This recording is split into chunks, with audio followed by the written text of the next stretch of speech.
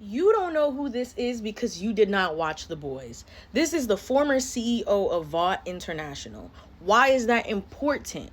Congresswoman Victoria Newman. She was running for VP. She was also an anti-soup activist. I know that sounds crazy, right? Because she's a soup, but no one knows that. Her father was using her for his own political gain. So her father's plan was that she would be Vought's ultimate secret weapon. No one knows that she's a soup while she has government influence in Washington. Plan makes sense. It's just so easy. You have this human politician that everybody trusts so much, right? That is so against all the soups. But then eventually, Homelander finds out her and her daughter have powers and threatens to blow up her whole entire spot.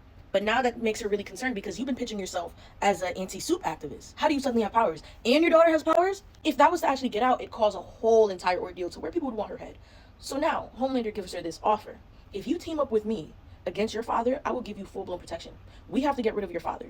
Why does Homelander want to get rid of Stan Edgar from being the CEO of Vought? This was the only person that would remind Homelander every single day that he ain't shit, he's never gonna be shit, and you're just a piece of shit. Every single day he would remind him that he's just nothing but a product. You can be replaced.